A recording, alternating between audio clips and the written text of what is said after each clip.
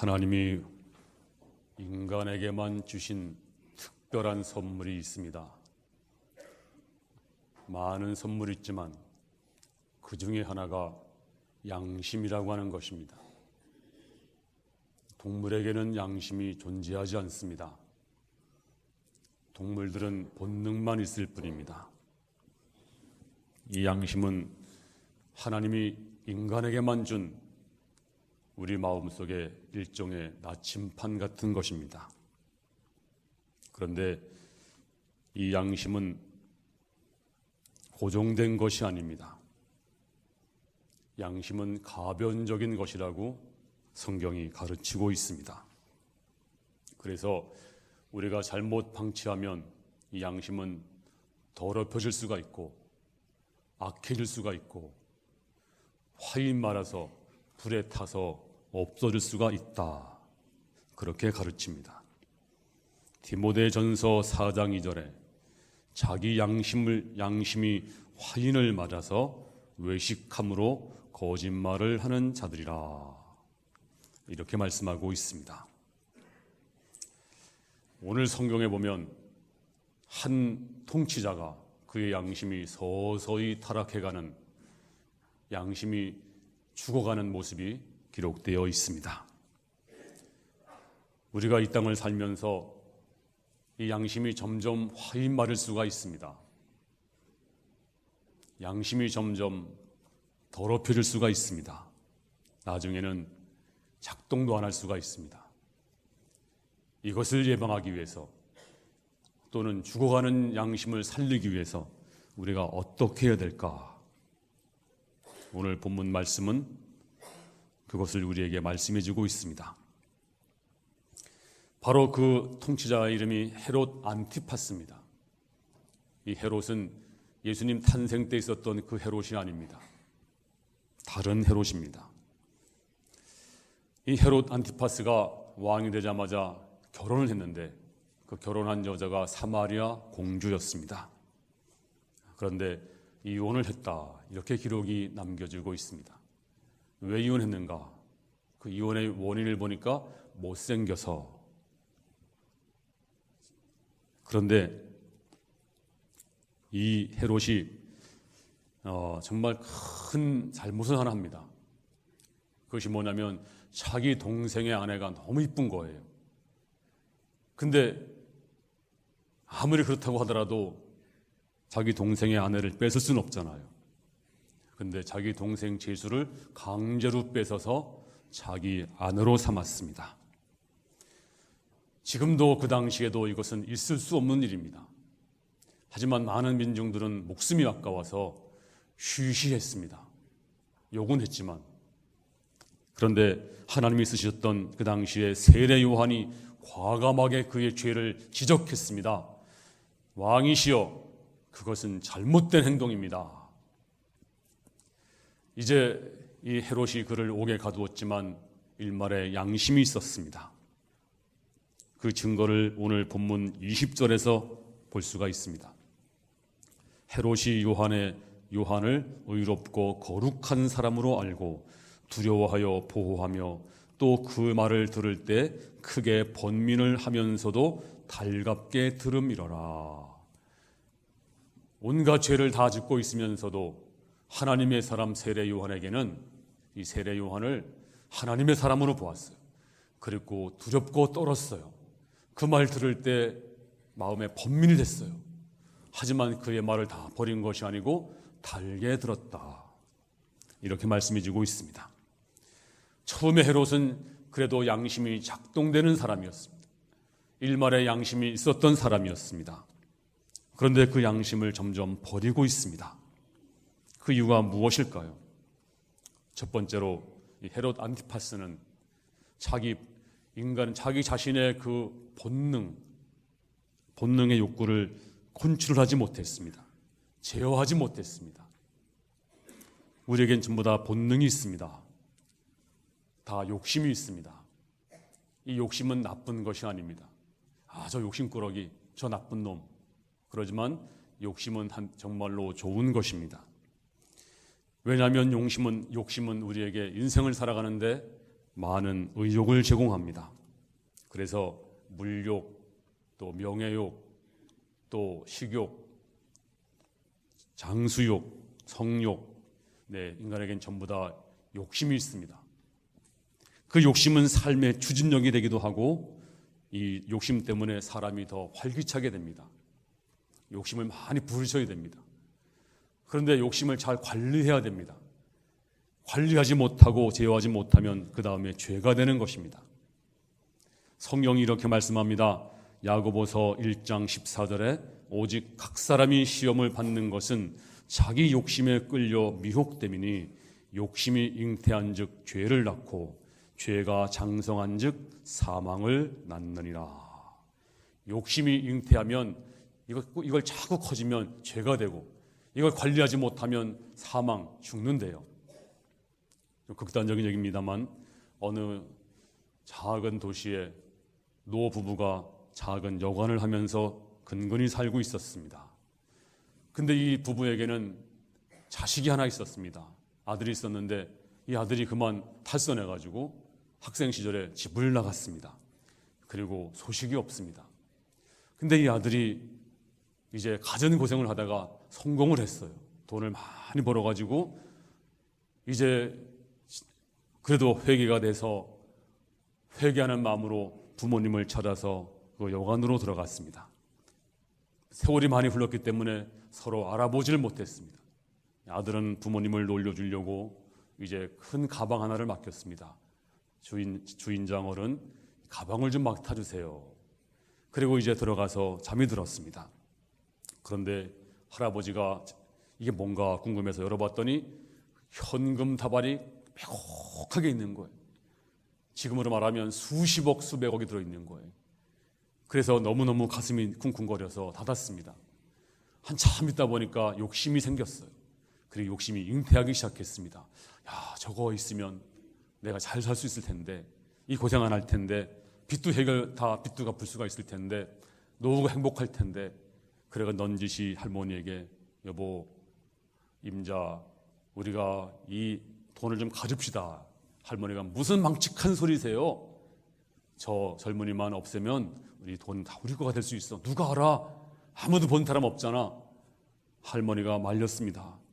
근데 할아버지가 또 고민하다가 이것만 있으면 우리 팔자 피는데 빚을 다 갚는데 그리고 할머니에게 이거 내가 처리할 테니 임자는 가만히 있어.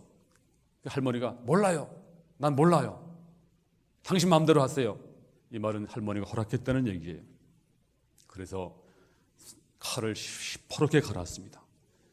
그리고 그 칼을 가지고 들어가서 자기 아들인 줄도 모르고 그 젊은이를 칼로 무참하게 찔러서 죽였어요. 그리고 그 시체를 자기 마당에다 묻어버렸습니다. 그리고 도배도 다 했습니다. 근데 그날 저녁부터 가슴이 쿵쿵거리기 시작합니다. 괴로움이 밀려오기 시작합니다. 돈 있으면 뭘 해요? 그래 너무너무 괴로워서 병까지 얻었습니다. 그날따라 개가 마당을 파고 있었습니다. 놀래가지고 이놈의 개야 아무것도 없는데 왜 파냐고. 그때 형사가 지나가다 우연히 들었습니다.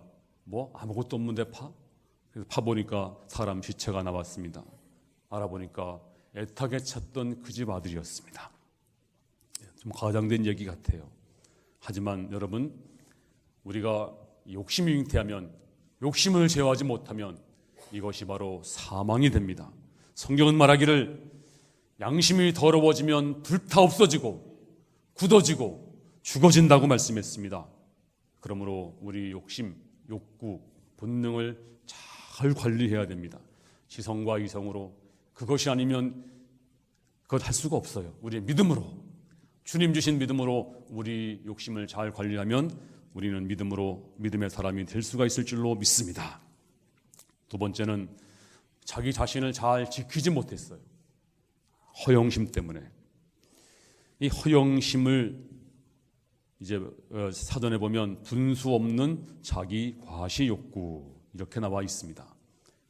빌립보서 2장에서 사도 바울은 빌립보 교인들에게 건강한 삶을 위해서 이렇게 부탁을 합니다.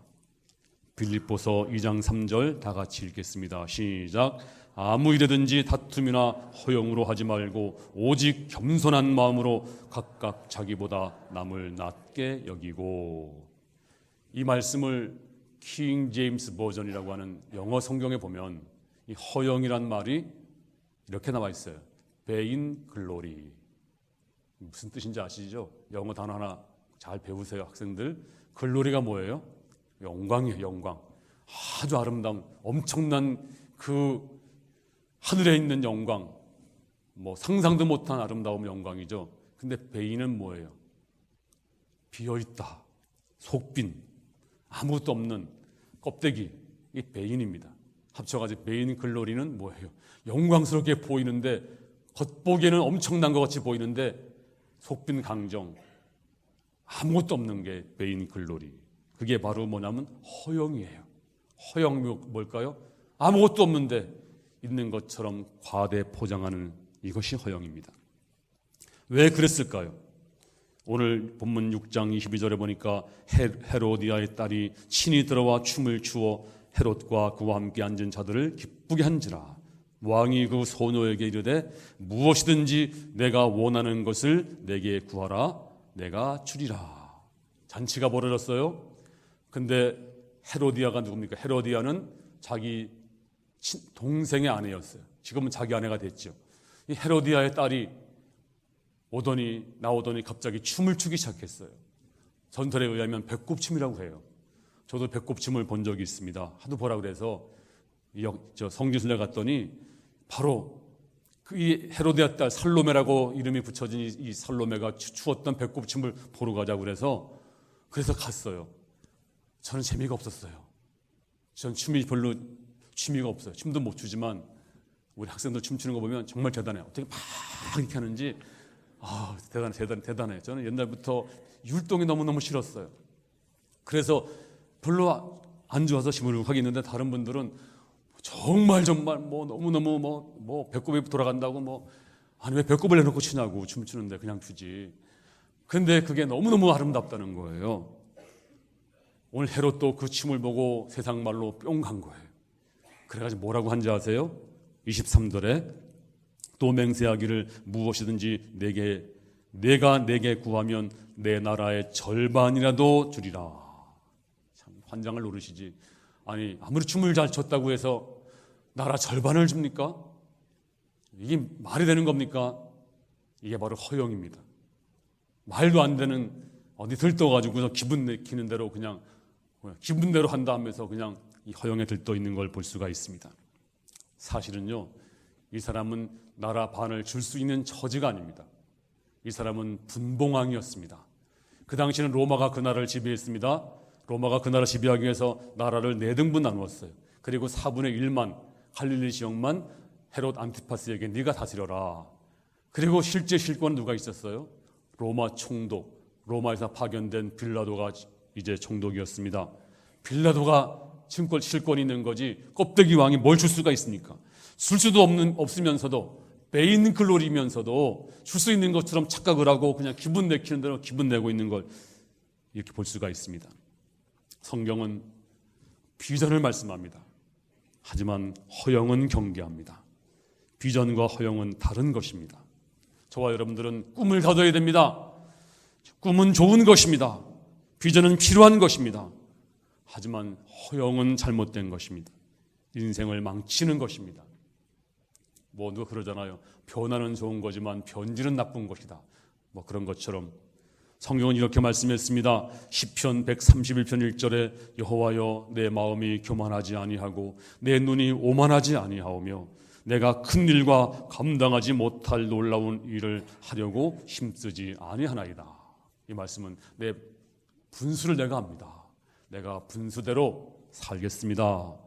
로마서 12장 3절에 사도 바울은 마땅히 생각할 그 이상의 생각을 품지 말고 오직 하나님께서 각 사람에게 나누어 주신 믿음의 분량대로 지혜롭게 생각하라. 네 분수를 알라, 너 자신을 알라, 그런 얘기입니다. 우리가 허영에 들뜨기 시작하면 인생은 망가지기 시작합니다. 우리가 큰 꿈은 가져야 됩니다. 하지만 쓸데없는 허영심, 갖고 있지 않으면서도 가지고 있는 처럼 허풍 떠는 거, 인생을 망치는 것입니다. 나도 모르게 제 자신이 서서히 죽어갑니다. 나는 없어지고 껍데기밖에 안 남습니다. 이런 허영심이 우리에게서 다 사라져야 됩니다. 마지막 세 번째는 신전의식이 없었어요. 신전의식. 사람만 의식했습니다. 우리는요, 사람을 의식해야 됩니다. 사람을 의식하지 않으면 아나무인 되거든요. 여러분, 우리가 윗사람 눈치 보고 아랫사람 눈치 보고, 부모는 자식 눈치 볼까요? 안 볼까요? 자식들. 우리 부모는 내 눈치 안 보는 것 같아. 근데 무지하게 봐요. 그거 알아야 돼. 자식 눈치 안 보는 것 같아요? 자식 눈치 안 보는 부모 없어요. 안 보는 것처럼 보이지만 무지하게 보거든요. 부모는 또 자식은 부모 눈치 보고, 또 마누라 눈치 보고, 남편 눈치 보고, 목사는 또 교회 눈치 봐야 되고, 또 눈치가 없으면 이게 사람이 아니죠. 눈치가 있어야 됩니다. 사람 의식하는 거 참 좋은 것입니다. 근데 문제는요, 사람만 의식하는 게 문제예요. 하나님 의식하지 않고 사람만 의식하는 것, 사람만 기쁘게 하고 사람 비유만 맞추고, 정말 이 문제에 대해서 하나님은 어떻게 생각하실까? 나를 창조한 하나님, 인생을 섭리하신 하나님, 내가 죽으면 나를 심판할 그 하나님 앞에 내가 어떻게 서야 될까? 이런 생각은 없었어요. 오늘 헤롯이 바로 그랬습니다. 보세요. 26절에 왕이 심히 근심하나 자기가 맹세한 것과 그 앉은 자들로 인하여 그를 거절할 수 없는지라.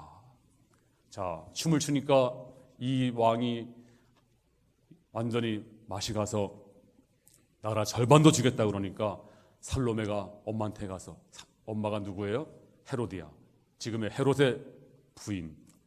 옛날에는 헤롯의 동생의 부인. 이 헤로디아가 그 말 듣고, 그래? 그 영감태기가 그렇게 말했어? 그렇다니까요. 나라 절반도 준다고 했다. 뭘 구할까요? 근데 이 여자가 눈빛이 번뜩였습니다. 참 여자가 악해요. 여자 지독합니다. 바로 자기를 공격했던 세례 요한. 가서 이렇게 말해. 그 요한의 머리통을 구해. 머리를 잘라서 소반에 담아오라 그래. 와, 여자가 그럴 수가 있어요. 여자 조심해야 돼. 남자들.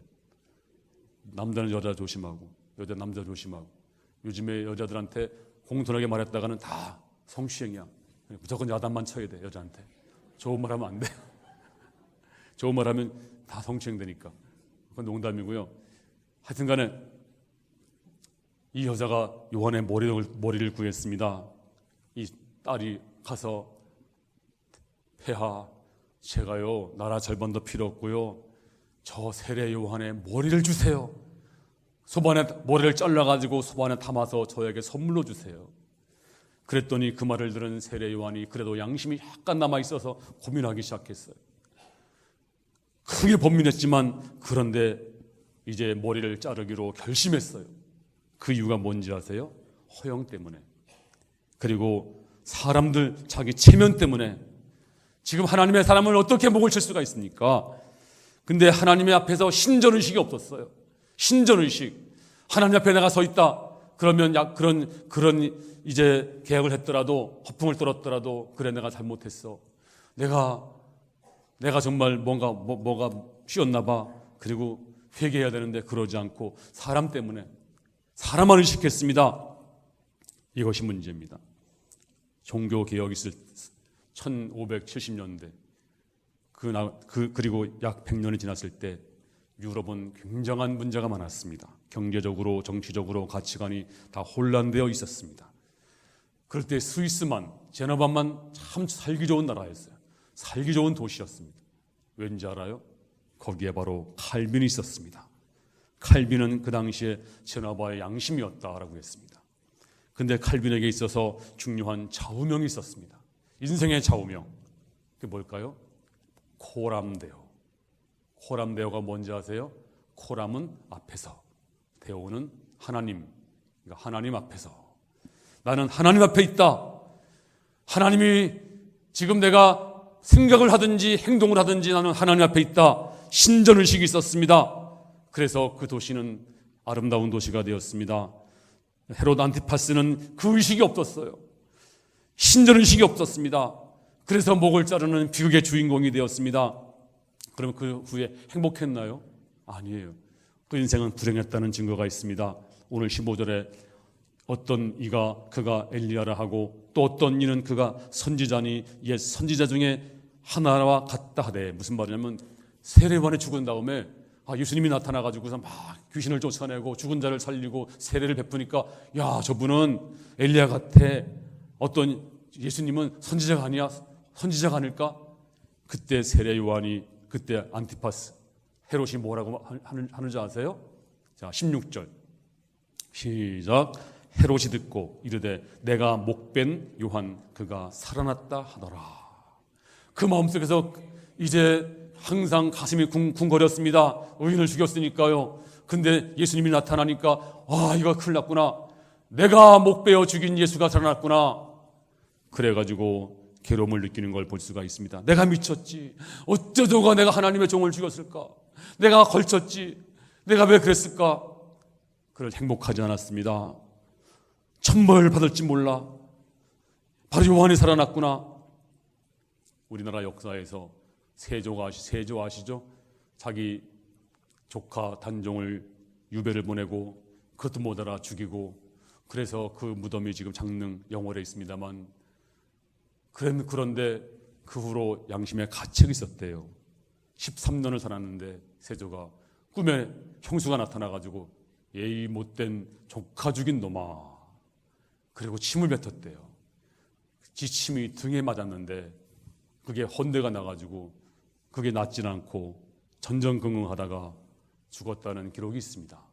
여러분, 우리 양심은 죽을 수가 있습니다. 우리 양심은 서서히 화인 맞을 수가 있습니다. 나중에는 작동도 안 할 수가 있습니다. 점점점 굳어질 수가 있습니다.